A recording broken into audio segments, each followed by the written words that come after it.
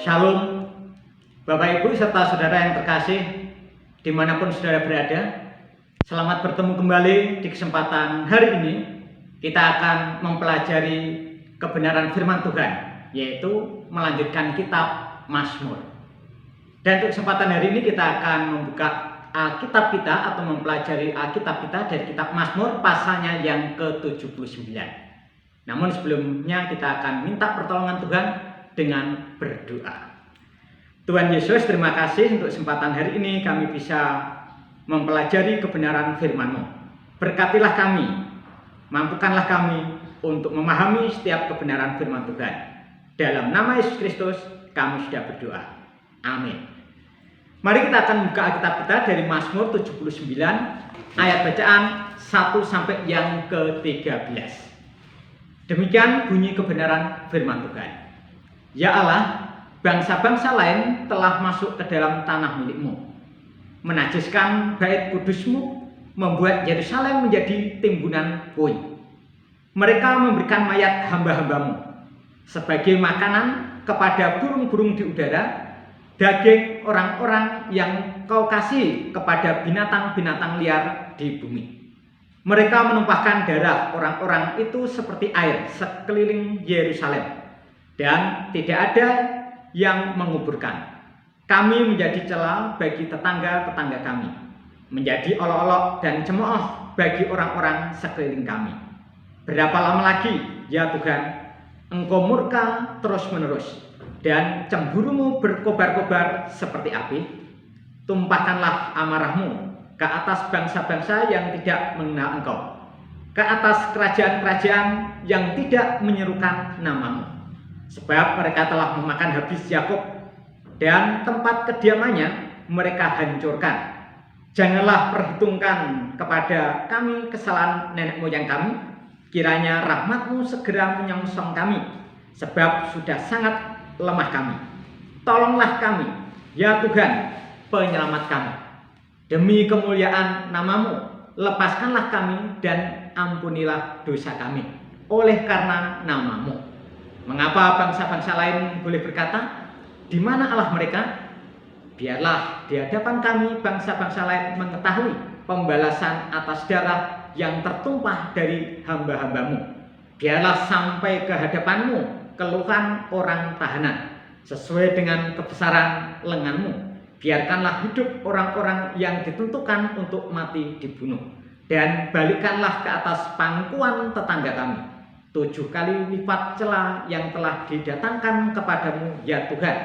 Maka kami ini, umat-Mu dan kawanan domba gembalaanmu, aku bersyukur kepadamu untuk selama-lamanya, dan akan memberitakan puji-pujian untuk-Mu turun-temurun.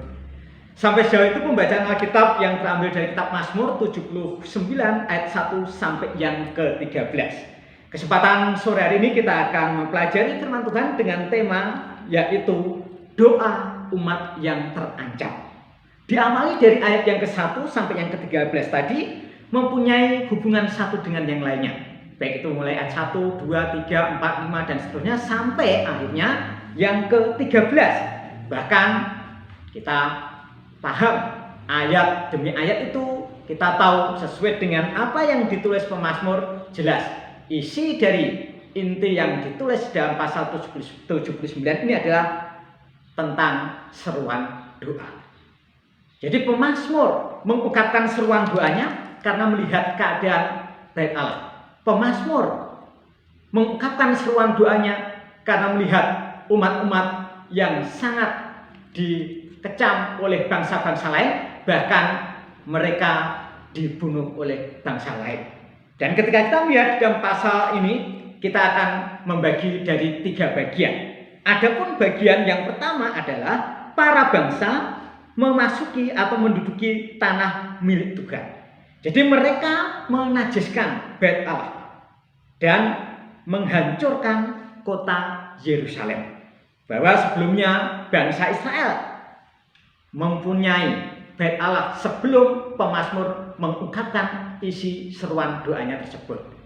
Nah, sehingga bangsa-bangsa lain merasa terusik, bangsa-bangsa lain merasa terganggu ketika umat Tuhan sedang beribadah, ketika umat Tuhan sedang melaksanakan puji-pujian di bait Allah, sehingga bangsa-bangsa lain merasa terusik sehingga mereka memasuki tanah Yerusalem, memporak-porandakan, menghancurkan bait Allah, bahkan menajiskan bait Allah tersebut. Dan itu ada bagian pertama bahwa bangsa-bangsa lain sedang benci kepada bangsa Israel tersebut. Kemudian bagian yang kedua adalah para bangsa tidak hanya kejam terhadap bangunan, tetapi kejam terhadap umat manusia. Jadi dalam ayat yang kedua jelaskan mereka kejam karena adanya penghinaan. Mereka kejam, bahkan disebutkan sampai mayat-mayat manusia dijadikan makanan binatang. Itu adalah kekejaman bangsa-bangsa lain terhadap umat di Yerusalem ketika mereka sedang menyembah dan mengagungkan nama Tuhan Allah. Nah, sehingga ketika kita melihat di dalam ayat yang berikutnya, yaitu ayat yang ketiga sampai yang keempat, ini yang menjadi bagian yang ketiga, yaitu para bangsa melakukan pembantian massal. Dan ini dijelaskan atau tertulis adanya darah tertumpah seperti air mengalir, dan menjelaskan mayat-mayat bergelimpangan dan menjadi makanan binatang buas. Bapak, Ibu, serta saudara yang terkasih, inilah yang menjadi seruan doa pemazmur. Sehingga dia tidak rela, sehingga tidak tahan ketika bangsa-bangsa lain sedang menyerbu, bahkan membunuh umat-umat Tuhan, sehingga mereka diserahkan atau mayatnya diserahkan kepada binatang buas.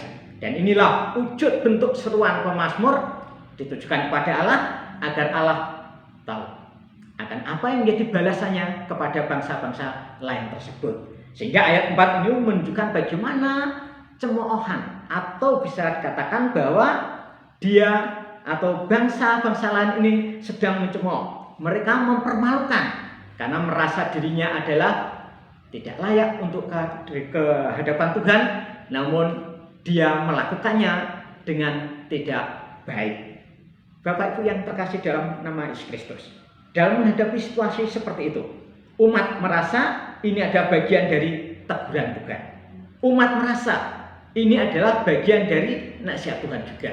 Sehingga dengan teguran yang Tuhan tunjukkan kepada umatnya sendiri, dengan berbagai macam cara yang ditentukan oleh Tuhan, mereka sadar. Sehingga pemazmur mengungkapkan isi seruan doa tersebut. Sehingga pemazmur mencatat adanya permohonan kepada Allah tersebut dengan pasal yang ke-79. Jadi agar murka Tuhan tidak diterimanya. Nah, itu tercatat dalam ayat yang ke-5. Kemudian bukan hanya itu, supaya mereka atau bangsa-bangsa lain menerima sesuai dengan ketentuan Tuhan sendiri untuk menghukum bangsa-bangsa lain yang tidak senang kepada umat Allah tersebut. Dan akhirnya ketika kita melanjutkan dalam ayat yang ke-7 sampai yang ke-12, jelas ini segala sesuatunya hanya diserahkan kepada Allah. Apakah hal itu yang baik, apakah itu hal yang tidak baik, ataukah itu yang tidak berkenan kepada Allah? Nah, jelas pemazmur hanya mengungkapkan berserah sepenuhnya kepada Allah, karena Allah lah nanti yang berkehendak kepada bangsa-bangsa lain yang memusuhi umat-umat Allah tersebut. Sehingga diakhiri dari dalam ayat yang ke-13, ini adalah pergumulan umat agar mereka mau mengarah kepada pertobatan. Dan jelas ayat ini memberikan petunjuk, maka kami umatmu dan kawanan domba gembalaanmu, aku akan bersyukur kepadamu untuk selama-lamanya, dan akan memberitakan puji-pujian untukmu turun-temurun. Jadi ini terjadi pemulihan di akhir ayat yang ke-13 ini, yaitu umatnya menjadi kawan domba peliharaan Allah. Jadi umat yang sudah menyerahkan segala sesuatunya kepada Allah, umat tersebut pun akan dijadikan kawanan domba gembalaan Allah. Siapa orang tersebut? Tentunya orang-orang yang tadinya berbakti beribadah di bait suci tersebut. Bapak Ibu yang terkasih, doa memang bagian yang terpenting bagi umat Tuhan. Tanpa doa kita ibaratnya tidak pernah hubungan dengan Tuhan Allah kita. Kita perlu serahkan segala sesuatu hidup kita hanya kepada Allah. Ketika kita punya pergumulan, apapun bentuk pergumulan tersebut, kita harus berseru hanya kepada Dia.